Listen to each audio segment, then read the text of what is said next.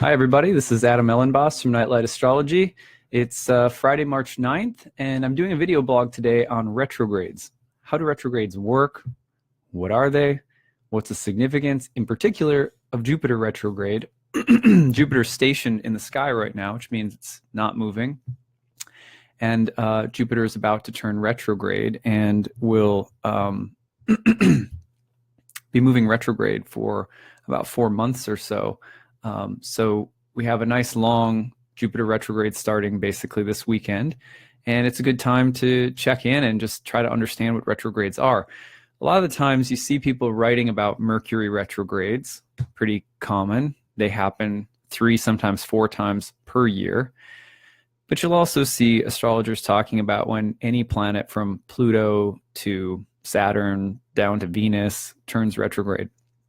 So let's talk about what retrogrades are, how they work, some helpful ways that you can think about them in your own studies and practice of astrology, how you might understand this Jupiter retrograde in particular. We'll move our way toward that at the end. All right, so let's start off with a basic idea. Sometimes people treat retrogrades in astrology like they are just a completely profound and unique astrological phenomenon, or that they're a really unique astronomical phenomenon. So the first thing we should note is that retrogrades are actually really, really common. They're happening all the time. They're not peculiar. They're not out of the box. They're not, they're not outlandish or rare. They're very common. They're very frequent. So and they're regular. They follow fixed patterns. So we really need to understand retrogrades first and foremost as a natural part of planetary cycles and a natural part of planetary behavior and symbolism. So I think it was about a year or so ago, maybe 2 now. Gosh, time flies. I had a gentleman named Wade Caves come to Nightlight, and he gave a fantastic talk on planetary phases and planetary cycles. Recently, we also had another astrologer named Nick Dagan-Bess come and talk about planetary cycles. Coming up in April, May, my friend Shireen, another astrologer, will be giving a talk on Venus cycles. So the first thing to know about retrogrades is that to really understand any retrograde, you have to understand the full cycle of the planet that you're investigating. Because in order to understand retrogrades, you have to first just jump past the assumption that all retrogrades are made equal, that they all mean the same thing, or that they all will generally lead you to the same kind of symbolism in reading a chart or looking at your own chart or something like that. They're all very unique. They're all regular parts of planetary phasal dynamics within, say, synodic cycles with the sun. So first things first, they're not abnormal, they're regular, they're not peculiar, they're an everyday part of our astronomical observations and our astrological symbolism. And in order to get to know them, just to reiterate, you have to get to know each planetary cycle. So we can't possibly cover all planetary cycles in today's talk. That's just to point everybody in the right direction. So maybe what I'll do in a future talk is I'll spend time, maybe making a video for each planet and looking at its cycle so that we can understand them each a little bit better. But I also try to host people at Nightlight in the speaker series that I host pretty regularly for that specific purpose, because I really want students of astrology that are in my programs to understand planetary cycles. It's just a huge part of doing good astrology. All right, so another little fun thing to recognize about retrogrades. Retrogrades, most people probably know, are a Earth-centric phenomenon. So there's actually no retrogrades. Out in space, planets are not moving backward and then forward and then backward and then forward. Planets are just going round and round the sun, right? So there are 2 things that this tells us that are very important. One is that astrology is an Earth-centric, geocentric, symbolic language, which means that it astrology honors the perspective of human beings in our position in the solar system, our position in the cosmos, our position metaphysically even. Sometimes people are, in my opinion, sort of falsely led down a path of trying to demonstrate the absolute sort of scientific validity of astrology.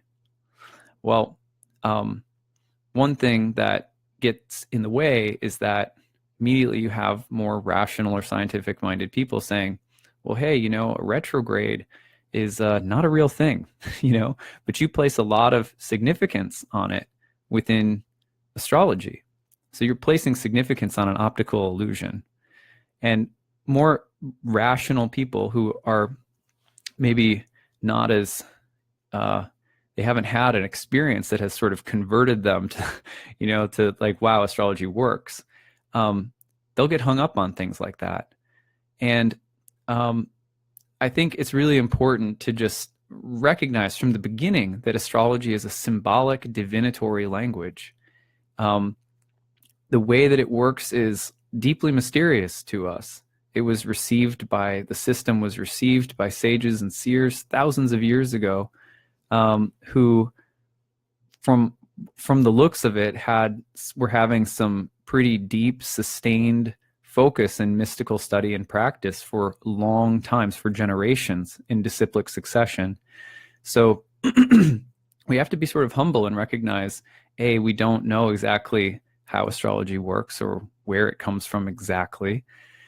And we also have to recognize that for the rational scientific mind in this day and age, it's hard to try to prove something like astrology scientifically unless you can start with the idea that it's working from the symbolic framework of the Earth viewpoint, of the viewpoint of human beings on Earth. So retrogrades remind us that the entire system of astrology is built around trying to understand human consciousness and our relationship to the cosmos, our relationship to the divine, and so forth. And the language is rooted in our perceptions and experience of the cosmos from our position on Earth. So retrogrades aren't a real thing. They're a kind of optical illusion. You could think of it like planets. I heard Robert Hand say this one time. Planets are going around a racetrack, right? They're all going around their orbits. And retrograde has to do with the fact that the Earth's speed relative to the speeds of the other planets is different. And so sometimes when it appears like a planet is slowing down, stopping, then going backwards, stopping, then going forward, stopping, this is in a sense sort of like two cars going around a racetrack. Let's say, for example, when you pull up close to a car, the car on the, let's say you're in the right lane, the car on the left will suddenly appear like it's right next to you and like neither of you are moving. Right, so there's kind of optical illusion when you're traveling. You look over across, oh, look at the people right next to us. You can see they're playing on their smartphones or whatever, and it's like you're still. It's like you're not moving. And then you pass them, right? And then it appears as though they're going backwards, but it actually is because you're passing them. So it's sort of like optical illusions like that that are creating this visual effect of the planets moving back and forth. So first of all, we're honoring the human imagination, the human spirit, the human position on Earth when we look at the skies. This is a symbolic language that is rooted in our position, and that's very important so that we don't go down the path of like, this is some perfect science and all of that. We take it so literally like that, I think we lose something very important. So at any rate, we honor the Earth-centric, geocentric perspective. Retrogrades help us remember that. And that's exactly what's happening with retrogrades. The planets are actually always moving forward. Now, the other thing to be said about retrogrades is that from our position within our language, within our symbolic language, retrogrades still hold very significant meaning. So we also don't have to poo-poo them just because we know that there's an astronomical phenomenon that's creating that effect. It's like, well, how think of how happy my wife would be if I were like, yes, well, there's a reason that you're crabby right now. You're pregnant. Like no, like there may be like explanations like below, there might be an explanation for why something is happening, but it doesn't change the fact that what's actually happening, right? So that might be a sneaky way for me to get out of doing something that I promised my wife that I would do. She gets a little upset about it. I'm like, well, you're pregnant. You're real moody right now. Okay, that's not going to help the situation at all. And if I said I would clean the kitchen or something, then like that's what I should do. The similar thing going on with retrogrades. Just because we know that there's an astronomical phenomenon creating the effect of the planet going back and forth doesn't mean that is the level of explanation that we should focus on. The level that we should focus on is the actual observed phenomenon and the relationship that it has to our imagination, to our spiritual life, and so forth. So retrogrades show us, our visible experience is that they are going backward and forward, backward and forward. So that's the level we need to pay attention to. All right, so then I have a couple of analogies that I use to teach retrogrades. There are many out there. These are not the only valid ones. So hopefully they add something to your practice. So I think of my favorite example is retrogrades remind me of the Pacman video game. So if you ever played Pacman, you have the little joystick and you're just going around. Every summer, actually, we go to this very interesting bed and breakfast out in West Virginia, or out in Virginia, or it's West Virginia, yeah. That's run by a couple. They're ex-Navy, and they're really into paranormal research, and they have this very bizarre but like lovely bed and breakfast called Mountain Quest.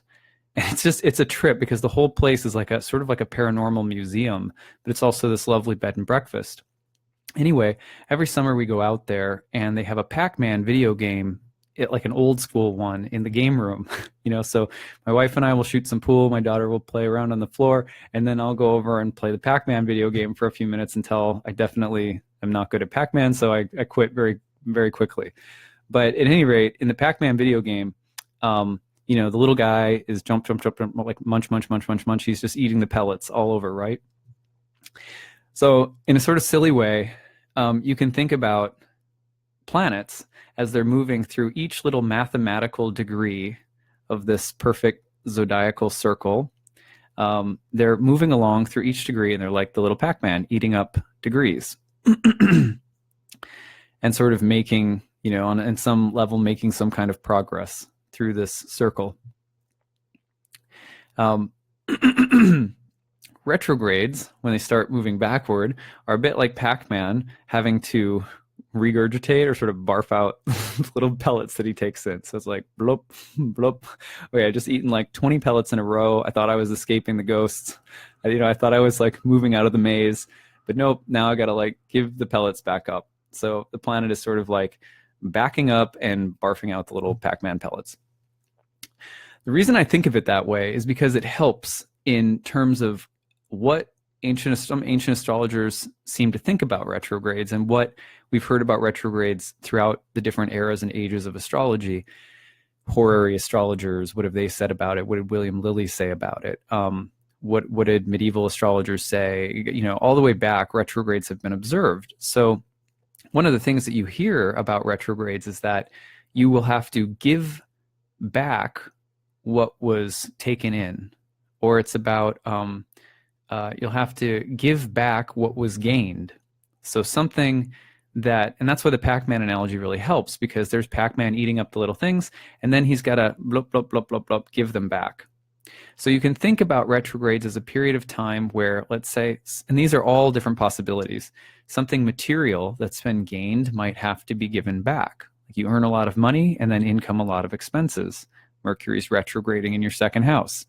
Or you, let's say you make a certain amount of progress dating somebody, and all of a sudden that progress, blop, blop, blop, blop, blop, blop, blop, barfing out the pellets, has to be given back. Maybe Venus is retrograding. Maybe Venus is retrograding in your seventh house. So you get the idea. Something gained that has to be given back. And then later, remember, the planet goes forward again. So it's also possible that what's gained is given back, only to be taken back in again in a different way. So there's a kind of back and forth like that. But during retrogrades themselves, like when you're reading straight up a retrograde planet within, say, a horary, sometimes that'll indicate that something that's been gained is going to be given back, or something like that, or something is coming back after leaving. So it has that kind of literal symbolism of something returning, because you also could think of the planet as going somewhere, stopping, and then going back. So something that has departed will return. That's why sometimes you hear people talking about retrogrades and saying that someone from the past may come back, or some theme or issue or topic from the past may become prevalent again, because something that departed is now coming back. So you have, that's another, it doesn't quite fit with the Pacman thing, but it's similar. Like what's been gained will be given back. Hopefully no actual regurgitation involved, or something that has departed and moved on will return. Now sometimes you have to be careful about that. Not everything in the past we want to come back. Some things we miss, some things we need that will come back, and maybe that's not a bad thing. But those are sort of different faces of the retrograde that you often hear about, and that's one way of thinking about why that is, because the planet is making a certain amount of progress through the zodiac and then going backward through that same progress, bite by bite, little pellet by little pellet. Okay, so at any rate, that's one helpful way of thinking about it. Things that come back, things that are given up, things that are surrendered. You also, especially during the station periods, when a planet is stationing and it's not moving, and that means it's about to turn retrograde and back up, or it's stopped after retrograde and it's about to start moving forward again. Those phases are really important because they represent sort of like, you can think about it like a little, like the Pacman is like powering up. He's like, wom, wom, wom, wom, wom, like his energy is like, getting bigger, and because, it's like a big truck, it's like, has to slow down and beep, because it takes a whole bunch of momentum for it to swing around and start backing up. And so you can think about it either as like the planet is sort of gaining a kind of momentum. It's being that the power or centrality of the symbol is being amplified, where there's a shift in momentum or direction that's occurring, but it takes a while. You could think about it, retrogrades often indicate delays, right? Why delays? Well, because there was forward momentum, but now something is going backwards, so it's going to delay you. Or if you go to an airport during Mercury stationing, right, then a lot of the times nothing's moving. You can't get through the line. The line takes too long. You get stuck on the tarmac because the planet symbolically reflecting your situation. It's reflecting a lot of situations, not just yours, but it has the power to speak to many different people, many different instances and astrological situations. But that symbol sitting there, not moving, can represent delays or getting stuck. Okay. What happens when something's not moving, people get impatient. So retrogrades are great teachers of patience, because there's almost always the temptation when momentum is going in a certain direction and slows down and stops. Our natural desire of the will, and let's just say the ego, is to like, no, I want to keep going forward. And we're obsessed with progress. And so instead of accepting, getting curious, like, what is this? Maybe there's something interesting here. Maybe there's something to be learned, or maybe there's something beautiful, maybe whatever, being curious about the fact that momentum is slowing down. We tend to just, get like a ram or the goat. I'm thinking like Aries or Capricorn, just like like slamming our head against the thing, like, I'm just going to bust through it. So retrogrades can teach us great patience, because sometimes they put us in situations where if we do try to move forward and just bowl our way through something, we may damage ourselves or others. Sometimes the other thing to remember, this is just a simple truth that I notice with being a dad now, is that there's things that I want to do as a dad that if I don't slow down and recognize that the pace at which I want to do something is going to spin my daughter out, or my wife, or the family vibe, because my pace is a little bit different, in terms of moving through the morning routine or doing, I have to be patient and try to make sure that I don't, that I'm considerate of others. So a lot of times patience isn't just a personal thing. Like, it's not just, well, just wait, you'll get your popsicle in a second. It's also about taking note of the environment.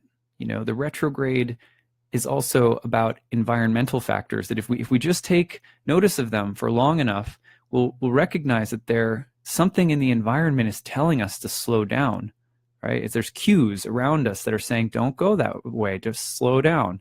Let's rethink the situation. So retrogrades, patience, but also rethinking something, having to go back and, okay.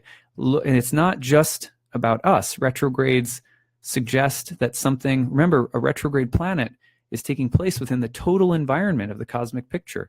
So why is that? What if a planet is suddenly slowing down and stopping, and it's going to go backward, and that's happening within an ecology of the sky, an environment of the sky, then what is the natural reason for something in our life starting to slow down, shift focus, stop, move backward? Paying attention to retrogradations and stations going forward or backward, a station to turn retrograde or a station to turn direct. Really important, because if we pay attention to what's going on in the environment, we can learn a lot about, there's usually something to learn, and there's oftentimes really good reasons for why we're being stopped. So the other thing that can come from patience is courage. It takes a little bit of courage to be patient, because it's sort of like faith.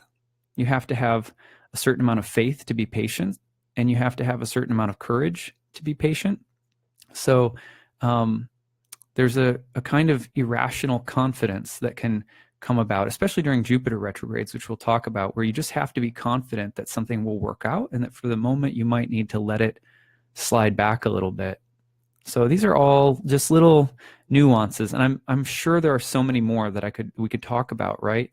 But hopefully you're getting into the mood and feeling of a retrograde just by hearing this, and that'll help you start to see and relate to the symbol, in your own life. All right. The other thing that I like to talk about with retrogrades involves what we call the primary and secondary motions of the sky. So according to Plato, who is one of the really formative philosophers during the era in which Hellenistic astrology is being birthed, as sort of the dawn of horoscopic astrology. And him, along with lots of other thinkers from both the East and the West. I mention this book a lot, but there's a wonderful book called The Shape of Ancient Thought. And it's a comparative study between Eastern and Western philosophies that were prevalent around the time that astrology emerged. And one thing that they all had in common was they were all what we call moksha traditions. That is, they believed that the soul was not the same thing as the body. The body was a temporary home and environment that the soul is passing through and having this deep relationship with while it's here. But they also believed that it's very possible for human beings to get lost in identification with the material world, that this kind of materialistic literalism could take hold, and they believe that's what actually was the source of a lot of suffering in life. So, if you look at today and you look at how much people identify with what they have, with how much money they have, and you look at the lack of the way that, like in schools, for example, so here's a simple example, the way that art programs, literature programs, the importance of like mind-body stuff is not so prevalent. But what is prevalent is teaching kids how to become a productive member of the consumerist machine of the culture.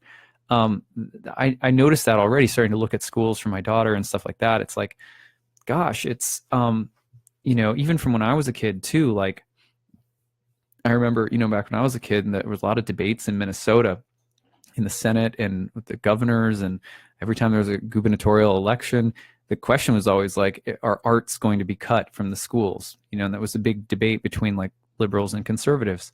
But you can see this, that in our world, there's a certain amount of emphasis on being identified with what you have, with what will make you happy in a quick and fleeting materialistic way.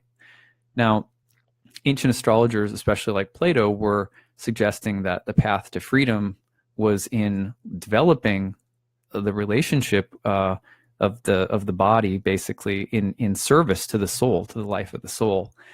And they believe that that would be something that would actually liberate the soul. So the soul comes first in their view. Now, the way that they sort of configure that hierarchy, saying the ego really needs to be put in service, the literal material stuff, this temporary home of the body, needs to be put in service of the life of the soul. So how did they conceptualize that within the framework of astrology?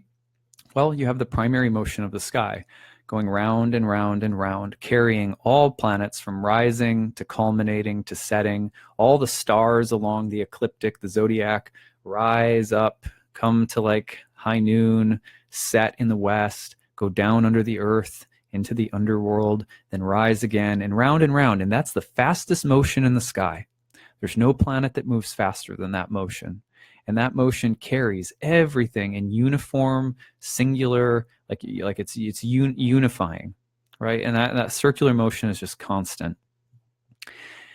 And for Plato, that singular primary motion of the sky was reflective in the astronomical, in the cosmos, within this myth that he's telling in the book Timaeus. That's a sort of a mythic reflection of the idea of God, or of the transcendental, of the divine, of the eternal, the thing that the soul is part and parcel of, the thing that is the soul is actually a little part of that. So then round and round it goes. Okay, then by contrast, the planets belonged to another category of heavenly motion called secondary motion. And that motion depicts the planets moving against the grain. So they're moving in the opposite direction of that primary motion. And they're moving in their own idiosyncratic patterns, going against the grain of the primary motion. They all have their different patterns. They wander in latitude, up and above, above and below the ecliptic path of the sun. They have phasal dynamics. They change. They appear and disappear. They're evening stars and morning stars. Like I said, to start with, retrogrades are not that peculiar. They're a part of all the planetary cycles. So the back and forth, the wandering up and down, the changing of how bright or dim they are, the waxing and waning of the moon, the seasons of the sun, all of the planets follow irregular, erratic, idiosyncratic, diverse patterns. So they were equated in Plato's philosophy with what he basically called, and what Robert Schmidt has translated as, the realm of coming to be and passing away.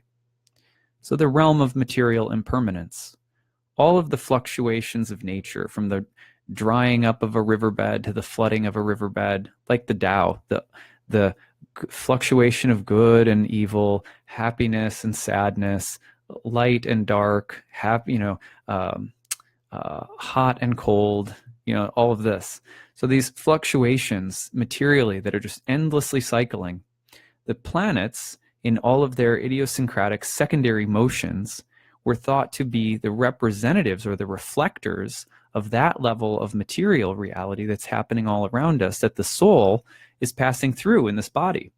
So the main sort of, the main governor, the planet that's most associated with the realm of secondary motion, is the moon, because the moon is fastest, and she's always changing, light, dark, waxing, waning, reflecting the lights of all the other planets.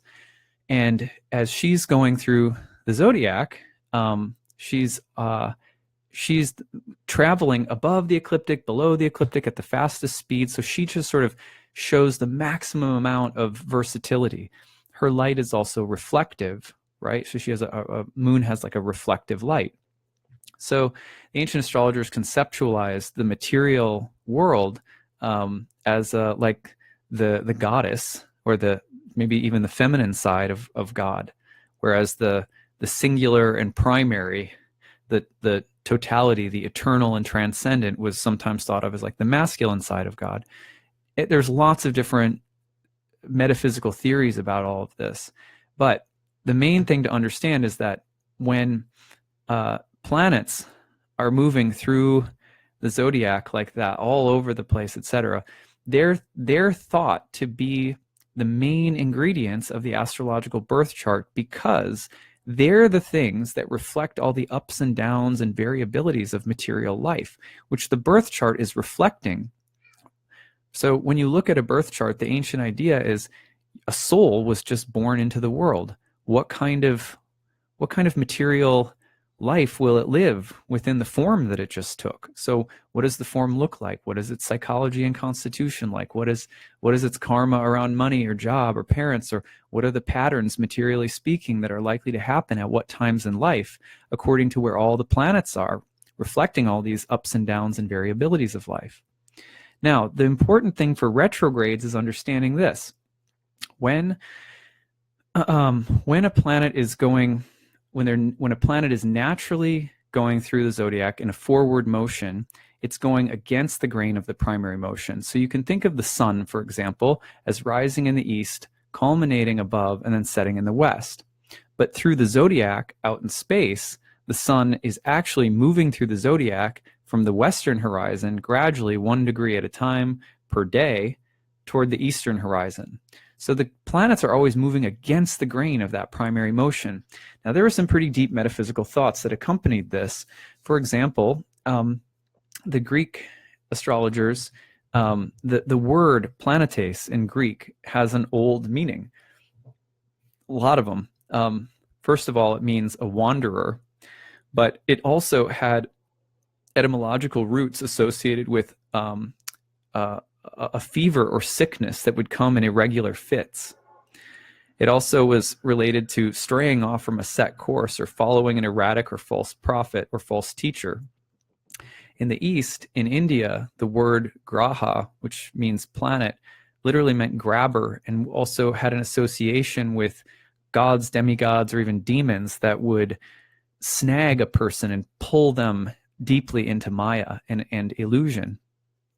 Plato said that the realm of the planets, the secondary realm, this material world that they reflected, also was filled with all sorts of varying opinions that were dim reflections of absolute truth, in which case the secondary realm of the planets generally was looked at by, in other words, all of these different traditions as also reflecting the propensity of the soul to get misidentified with or lost in the world. So when you think of the planets from an old school point of view, you're thinking of things that have the power to basically snag our consciousness so we can get identified really, really intensely with an archetype, and it can kind of seize our consciousness and we can get lost in it. So the planets are like irregular fevers that come and go in fits. They're grabbers that take us and pull us into all sorts of illusions that distract us from staying in the life of the soul, or staying identified with our relationship to God for some of these ancient philosophers. So now, whether you take up any of these philosophies or not, I just want to, kind of educate people about what the philosophical background was. The point of all of this is to say that because a planet is moving against the grain of that primary direction, it shows the sort of willfulness of the soul in moving against the grain of the divine. That this is part and parcel of why so many ancient traditions said that the natural constitutional position of human beings, reflected by the planets, is one of willful rebellion against the divine flow, the divine order, the divine law, divine plan, something like that. There's versions of this in all different kinds of ancient religious mythologies. And so when a planet turns retrograde, what's happening is suddenly the planet, rather than moving against the grain of the primary motion, is suddenly, it's as though if a fish is swimming upriver against the flow, suddenly the flow takes it over and it falls back and is carried along by the flow. So a retrograde planet, in other words, starts moving naturally along with the primary motion of the sky rather than fighting against it. This is why so many times when retrogrades come up, we have a feeling that circumstances are changing such that our will, our direction, our normal sort of linear sense of where we're going and what we're doing is overcome by forces or circumstances greater than us, like the hand of God or the hand of fate or something that's just going to take us along. It's going to just start pulling us downriver. So that's a really handy and beautiful way of thinking about it. And again, if you're a spiritual person, what that sort of means is that, it's first of all, it can be easy to get sort of seized up and lost in the planets, in the planetary dynamics. This is why, when I was in India and I had a chance to talk to a lot of Indian astrologers, they're not nearly as interested in getting so personally identified with the birth chart, my Venus, my Mars, my Sun, my Moon, because for several thousand years in that tradition, the planets are indicators of the willful desires of the soul that run contrary to the soul's own liberation or identification with the divine. So they're very suspicious of the planets, like they have a healthy, they think of them as demigods, administrators of karma, but also be very careful, don't get caught up in them. But when a retrograde happens, it can be a way of saying that you lose the plot, and that's not always a bad thing, right? Well, sometimes it can be really frustrating, but that's why I was saying earlier about patience as well, because something about retrogrades naturally indicate that the willfulness of the planet, reflecting our own willfulness, our own willful desires, are leading us off into some total state of delusion potentially. Now, that's of course not the only thing that a retrograde could mean. I'm not trying to imply that all retrogrades are about delusion or something like that, but that's a possibility, right? If a retrograde means we're fighting against something, then suddenly our ego's ability to control the situation might diminish, right? And in other words, that's not always a bad thing. So the frustration in the airport, the frustration with travel plans breaking down, it's a great time to practice trust and surrender, So, but this is on a deeper philosophical level why we say trust and surrender if plans go off during retrogrades. It's a kind of spiritual common sense, but it's actually rooted in the sky. It's actually rooted in the ancient philosophy of what these motions were all about. So that's a bit about, you could think about it also just as not necessarily as God's taken over the steering wheel and you just don't, your ego's getting broken down. No, it can also be about circumstances that are just simply overwhelming, that are beyond our control, that represent the karma of countless other things that are just interacting with our own. It's just a natural way of saying the planet loses its own sense of control over the situation. So those are different ways of thinking about it.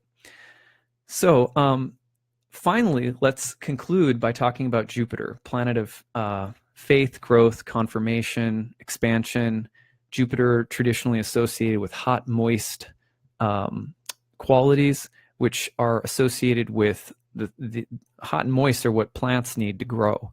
So Venus is like that too. The great benefics have a long history of being associated with life-giving conditions in nature.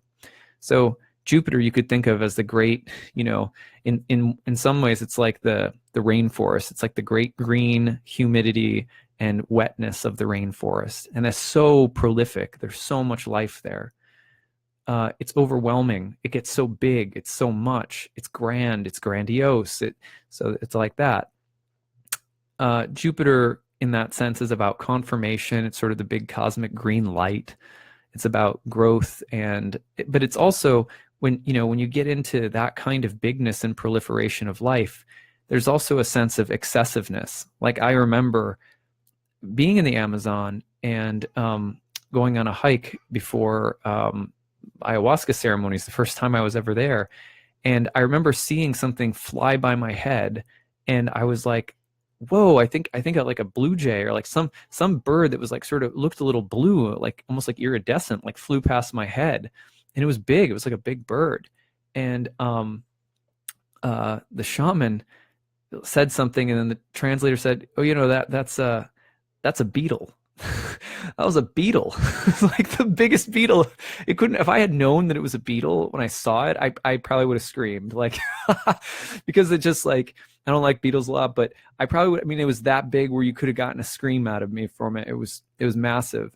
So at any rate, that's life in the jungle though, right? I remember having the feeling walking along like this is too much. Like, if you were out here, there's so much life that it would just swallow you.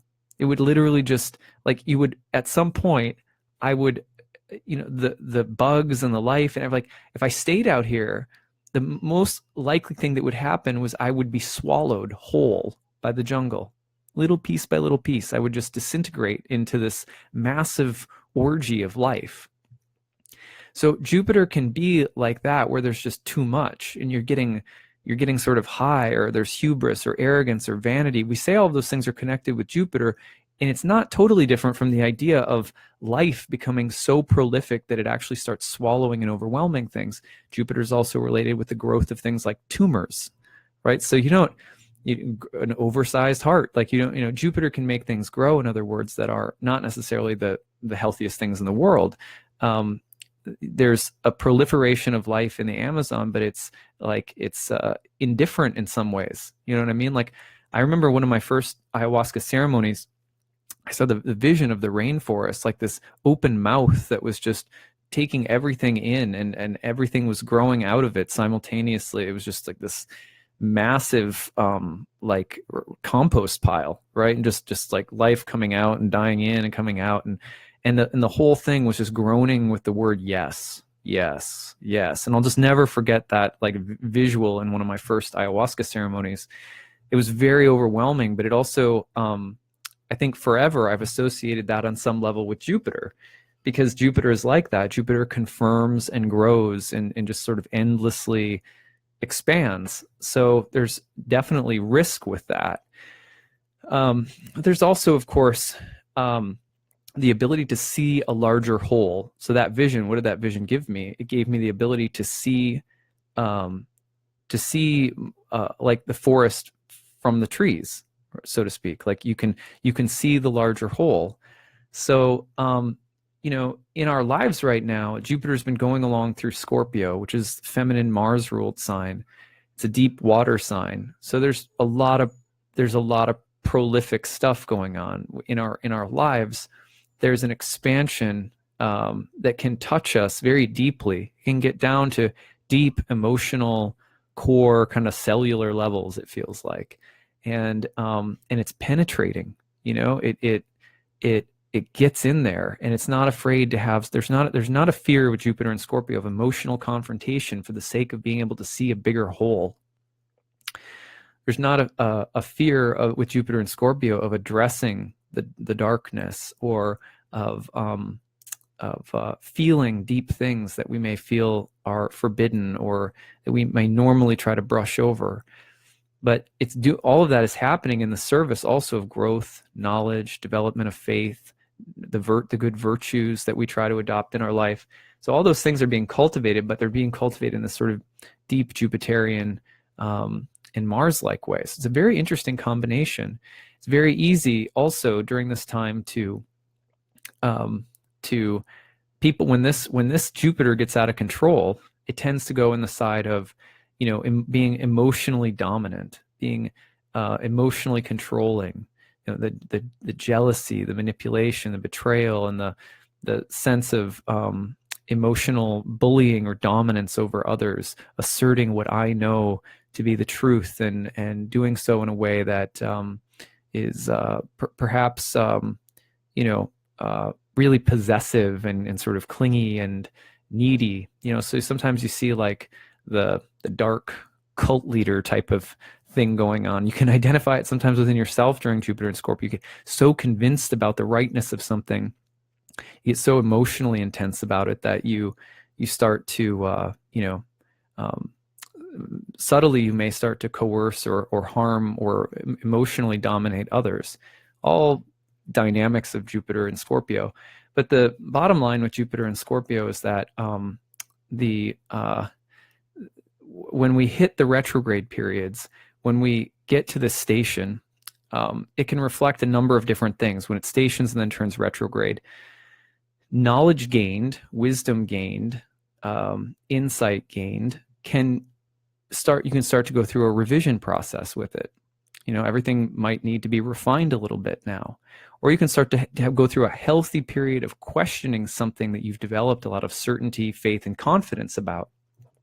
You can also start to go through a period where you're giving back what's been gained.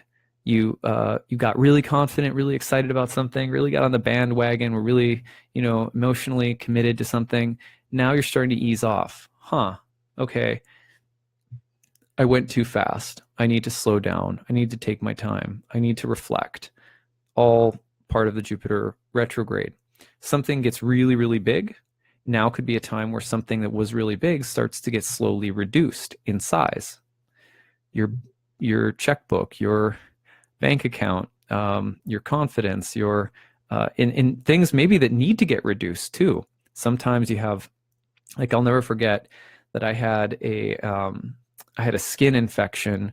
I got bit by something weird years ago, and I had a skin infection that was like inflaming. And as soon as Jupiter went retrograde on a very particular planet in my birth chart, by the way, it was stationed there and turned retrograde and went back over it, the whole thing started coming down in size. The inflamedness of the wound started coming down. So you can also see things like that, like deflation starting to occur. It's not uncommon also with Jupiter in Scorpio, which sometimes has this very interesting, its tendency to be very sort of aggressive, but also looking under the surface of things. Like, Jupiter in Scorpio is like a researcher who's diving really, really deeply into something and learning a lot and speculating a lot and starting to invest a lot in something that it's diving deeply into. And then when it goes retrograde, you can start to see pulling resources, energy, time, and value out of something. So you can see that as well.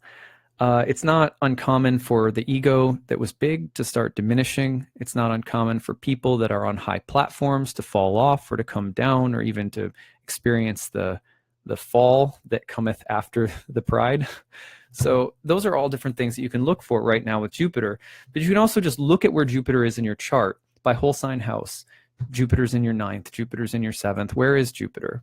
Jupiter retrograde may indicate a significant turn of events that starts overwhelming or changing the course of affairs within a certain area of your life. Jupiter in the 7th, you might just certainly start to see some kind of turning of the tide with respect to your marriage or relationship, where there was confidence, growth, some kind of momentum in a direction. It's turning around. It's going in the opposite direction. If it's in your 4th house, you might see you're building something, you're working on something in the home. Suddenly the project slows down. You need to go back, save some money before you can build the next step. But just look naturally at the topics of the whole sign house that Scorpio occupies in your chart, and you may notice some significant turn of momentum or events in that area of your life. That's probably the simplest way of really reading what this means for you individually. So that's what I've got for you today. I hope that this was interesting. If there are any questions, I am happy to take them. I'm looking back up here, and I'm not seeing any. Let's see. My sun and moon are Scorpio and are in Mercury. Not sure exactly what that means. Probably maybe you meant with Mercury. Jill, but won't going backwards be different from its first time of encountering? The revisit has the wisdom of the previous forward energy. Yeah, you could say that. It's a back and forth that's happening. So station and move direct has a different mood than the station retrograde. Often there's a feeling of the station direct like some temporary segue or distraction or side diversionary course has naturally concluded, and now you're ready to go forward again. Oh, thanks, Christina. That's really nice of you. Jill, so retrogrades are natural, could represent allowing the flow, the current. I like to think that way. I like to think whatever retrogrades are giving you the hint to like start backing off from something, especially with Jupiter, too much of something, start slowing down, toning down. There's a wisdom. Remember, there is a great wisdom in even though Jupiter likes to expand and grow and so forth, there's a great wisdom in recognizing the ebb and flow of growth. Like you can't just endlessly dump water on top of a plant or you'll kill it. So there's also this is just a natural ebb and flow within a planetary cycle. You could think of it like that too. Sounds as if retrogrades are the most helpful way of seeing the real picture. Yeah, I certainly think that you have to include retrogrades as a natural component of the overall cycle of a planet. And retrogrades in particular can help us remember that one of the things in the modern era that we love to think about is endless possibilities, and our free will, and we're creating our own reality and all of this. But within that, as much as I respect the idea of trying to use our freedom constructively, especially for spiritual life, for the life of the soul, I come from a position, sort of spiritually, philosophically, that believes that, if we don't recognize that our actual amount of free will, given what we're born into, history, time and space, is very, very small, that I don't think we can begin to know how to use free will unless we recognize the scope of our participatory will within creation, which again, for me, is very small. And sort of the starting point is humbleness, humility, of saying, I have to recognize that there are forces much greater than myself. There's so little in life that I'm actually in control of, in other words. I think retrogrades are a natural part. They help us recognize that if we pay attention to them. Let's see. Feeling great now. Retrogrades often have me turning inward. Beautiful. Yeah, that's great. If they help you turn inward, I think that's a good thing. And it's interesting because turning inward is also connected with how we end up turning outward. For me, it's like there's that metaphor that I've heard so many times in spiritual practice. If you're not regularly turning inward to get into the inner temple of the heart, to connect with the divine, if you're not doing that regularly, very, very regularly, then it's like a great musician. On the first day, the musician doesn't practice. They can tell that they're a little out of practice when you turn to the external world. It's a little hard, and if you don't practice 2 days, then your teacher notices it. Your musical instructor notices, oh, you haven't been practicing. Other people in your life will start noticing that you're off. 3 days go by, everybody notices it. The person at the supermarket, that everyone starts noticing that you're off if you're not taking that time to tune in. And from my point of view, when we take that time to tune in regularly, we naturally feel when these ebbs and flows are happening around us. We don't have to get so sucked and grabbed by the planets, like the grahas, the grabbers, or the false teachers, or the irregular fevers of the planets. We don't have to get so sucked into them. Some of our karma will dictate that we have to. That's just the path that we're here to walk and learn from. So we just love it and do the best we can. But if we are tuning in regularly, then I really do believe that we stand to notice that planets are always giving us little clues and hints. It's not like they're malevolent, who they want to just suck you away and mess you up. But they will if we're not paying attention. How can we pay attention if we don't have a practice that teaches us how to pay attention? So at any rate, that's my last thought for the day. Thank you everyone so much. Nikki says, I heard once that Jupiter retrograde was a good time to rekindle old or distant friendships. What is your opinion? Could be, yeah, I guess, but Jupiter, I wouldn't naturally go right to friends, but maybe there's something from the past could come back with Jupiter. Okay. All right, you guys take care. Have a beautiful and lovely Friday. Bye.